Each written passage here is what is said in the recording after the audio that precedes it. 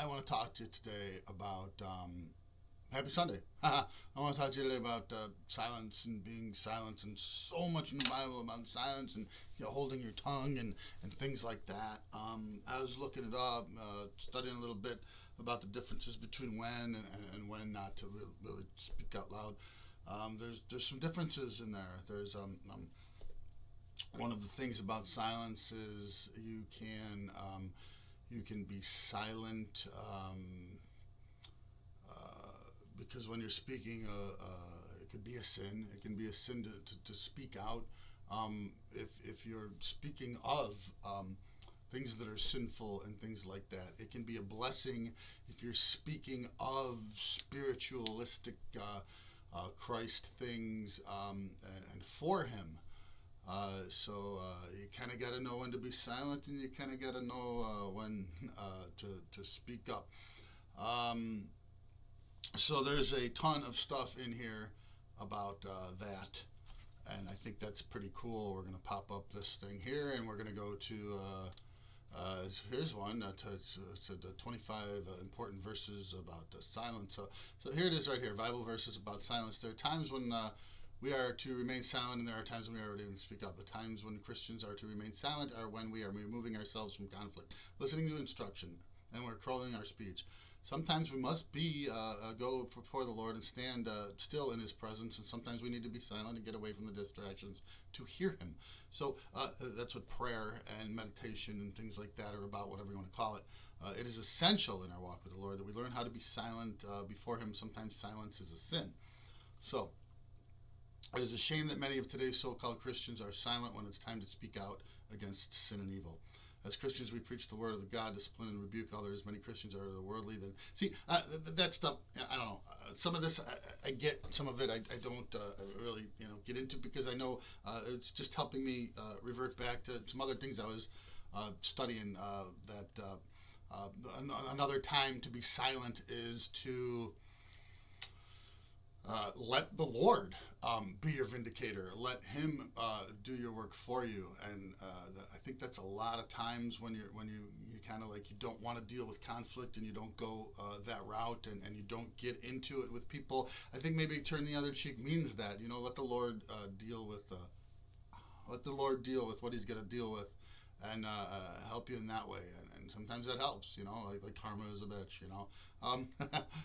so that's kind of a little bit about that. So some cool Bible things are Ecclesiastes says the quiet words of a wise man are more to be heeded than the shouts of a ruler of fools. Ecclesiastes, I know I read a lot of Ecclesiastes, and there was a lot of that in there. Like that, a video back I did, time to tear, and time to sow, time to reap, time to be silent, time to speak, time to love, and time to hate, from that song. I think that's where they got a lot of that back in the 60s or whatever. And even for you metalheads out there, there's some stuff in there I'd like to show you where they get a lot of that stuff. So be silent in anger situations. Ephesians, be angry and do not sin. Do not let the sun go down on the cause of your anger. Not let the sun go down. Every time I read the Bible, I pick up songs. Proverbs 17:28 says, even fools are thought wise when they keep silent with their mouths shut. They seem intelligent. Proverbs 29:11 says, a fool lets fly with all his temper, but a wise person keeps it back. That's a big one for me. I like that one. A fool lets fly with all his temper, but a wise person keeps it back. You keep that temper back. You keep yourself back. You keep yourself steady, and he will be able to get. I had a little bit of a tiffle with an assistant manager the other day that proved that, because I keep thinking, be silent, be silent, be silent. I've been practicing that. That's a big one for me, and it does. I smiled this morning. Because the day went so well yesterday that I did things that I struggle with, and they worked, and I don't know. I woke up very comfortable and with a smile. So we must not be silent when it comes to warning others and exploiting evil. If I say to the wicked person, you will surely die, but you do not warn him, you don't speak out to warn him about his wicked way and others, in order to save his life, that wicked persons will die for his iniquity, yet I will hold you responsible for his blood. But if you warn a wicked person and he does not turn from the wickedness of his wicked ways, he will die for his iniquity, but you will have saved your life. Isn't that interesting? We're going to have to delve into that one maybe. So it's Jesus saying, of course, in the red, if I say to you, the wicked person, you will surely die, but you do not warn him. You don't speak out to warn him about the wicked ways in order to save his life. That wicked person will die for his iniquity, but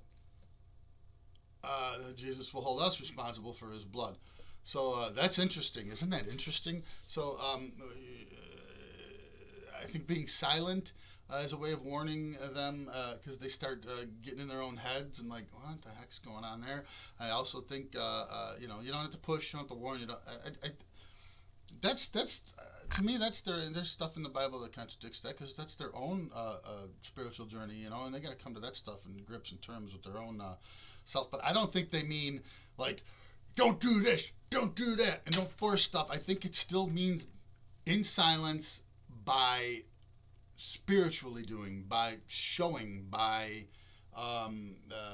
keeping the tongue, but I truly believe actions speak louder than words in many, many cases, and I do believe that is true, and I think maybe that's what they're kind of talking about right there. So let's go to this one. What does the Bible say? Speaking things into existence. I love this one too because these kind of go hand in hand. They're saying stay silent because if you do, whatever you say will come to pass. And for me, that as much as I believed, is more and more that I believe that is actually what happens. So we got. Let's see, Proverbs is great for all of that stuff. Death and life are in the power of the tongue, and those who love it will eat its fruits. See, death and life both are in the power of the tongue, and those who love it will eat its fruits. Either or. And Jesus answered them, have faith in God. Truly I say to you, whoever says to this mountain, be taken up and thrown into the sea, and does not doubt in his heart, but believes that what he says will come to pass, it will be done for him. See, you have to believe. You have to have that faith. You have to believe in Jesus. And maybe that stuff doesn't come to pass because the more and more I started believing years ago, the more and more everything that I wanted as a kid came true. It's really interesting. It's really interesting. You're going to see that if that's what you're digging. So therefore I tell you, whatever you ask in prayer, believe that you have received it and it will be yours. So shall my word be that goes out from my mouth. It shall not return to me empty, but it shall accomplish which I purpose and shall succeed in the things for which I sent it. Kapow! That one's a good one too. There's a couple other ones I got from a couple other things that I really dig. Some of this is just intense and amazing, and I think the silence thing and whatever you say obviously go hand in hand. So this is all amazing stuff. It's Matthew 12:36 says, I tell you, on the day of judgment, people will give account for every careless word they speak. Whew, that's a hard one, right?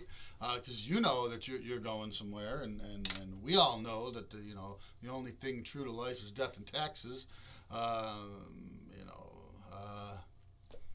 Almost, or just quite only counts in horseshoes and hand grenades, right? So Hebrews 11:110. Now faith is the assurance of things hoped for, the conviction of things not seen. For by it the people of old received their commendation. By faith we understand that the universe was created by the word of God, so that what it seen was not made out of things that are visible. By faith Abel offered to God a more acceptable sacrifice than Cain, through which it was commended as righteous, God commending him by accepting his gifts.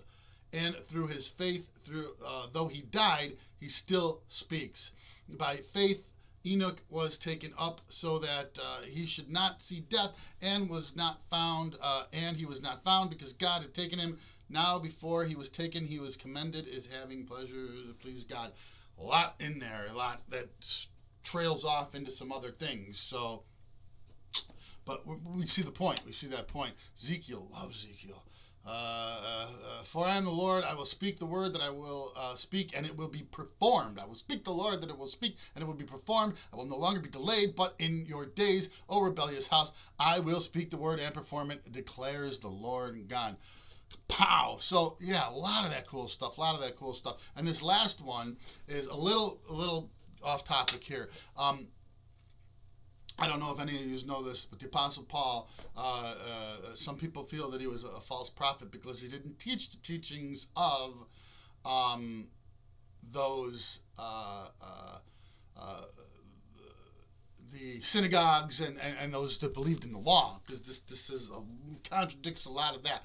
But there are so many accounts in the Bible that Paul is Saul. Saul became Paul when Jesus had opened his eyes and turned him into the Apostle Paul. Had created, changed his name. That's a lot in the Bible. You are now, because he had faith in so many people that struggled and that were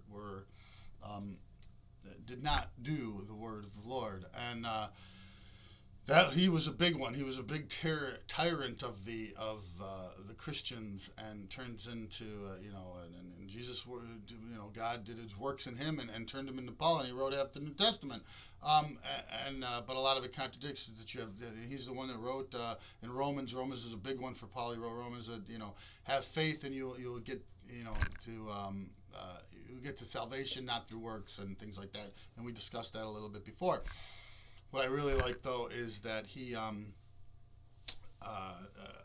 there's a lot in there because there's just so many accounts and things, and this is really a long one, and I'm gonna pop it I'm gonna copy it, I'm gonna paste it in the video that I'm gonna this video, so or a link in that in the study group so that you can read it yourself. It's very fulfilling, very interesting, really good stuff, really long.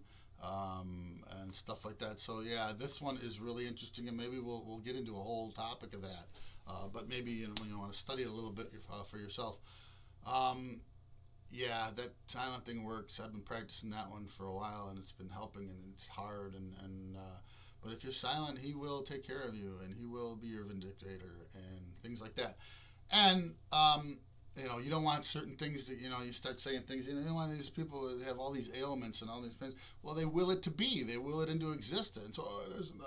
I've done it myself, and I have to say that it's very interesting for that. So I was going to try to do some weird stuff that this thing had, but you know what? I'm not going to do that. But, thank you again, and of course, peace and love, and happy Sunday, and I'm going to go to church myself today, so gotta dig it, right? Gotta dig it. Control C stops that. I don't know if it does or not.